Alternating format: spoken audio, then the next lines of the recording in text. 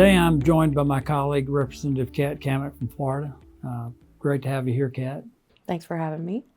I'm really appreciative of an effort that you've undertaken that has been going on for quite a while, that, as you told me a little while ago, is your passion, and that is to restore representative government to the American people. And it's one of the most important things we can do is pass an oddly named piece of legislation, the REINS Act. Yes. REINS stands for reining in the executive in need of scrutiny. Talk a little bit about what this legislation does. So I like to say that this is the single largest regulatory reform bill in American history. It's transformative.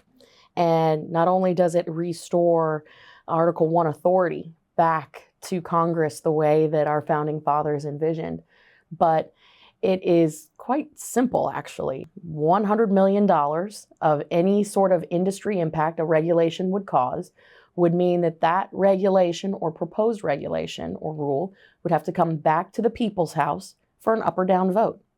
And I think that's critically important because what we've seen is a runaway government that has now turned into the executive branch, wanting to make the laws, enforce the laws, and be judge and jury on the laws. And we see the administrative state turning into the fourth branch of government. Well, we have a remedy that we've used in the past. In President Trump's first 2 years, we passed 14 or 15 bills called Congressional Review Acts. And under the Congressional Review Act, if a regulation has an economic impact of $100 million or more, we have 60 legislative days to review that, and then we have to pass a resolution of disapproval.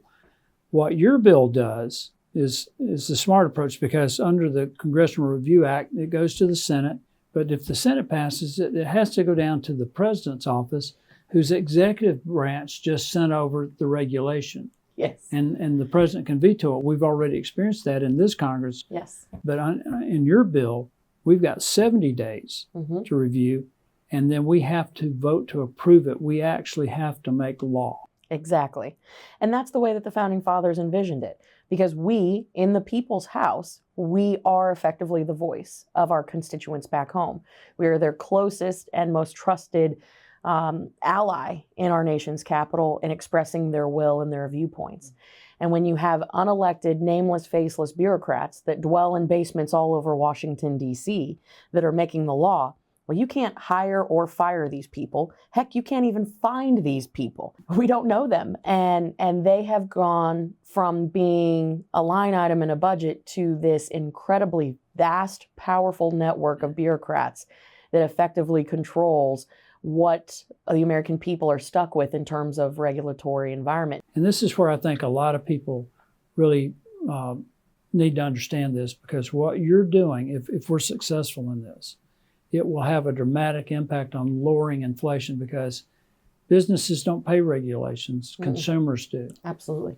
No, that's a great way to put it. I mean, you think about just in enforcement and compliance costs alone, Americans are shelling out $2 trillion a year. And to add final insult to injury, when you have an imperial presidency, as what we're seeing right now, they are opting to execute their political agenda through the regulatory regime. We see that through the energy industry. We see that through the Second Amendment and firearms industry. We see that in so many different areas. That is how they're accomplishing their political agenda, and it's at the expense of the American taxpayer. Well, what the American people need to understand is that we're doing everything we can to help them afford their groceries, help them afford their household utilities, gas at the pump, to be able to raise their kids, to be able to make a decent living. And I really appreciate what you've done with reintroducing the REINS Act. I think it is a game changer. And it's a bipartisan piece of legislation. So never thought that we could get some Democrats, but in our final passage on the House floor, we were able to snag a few. So this is something that every American can get behind. I appreciate you highlighting it. Well, you've done a great job. Thanks for coming on.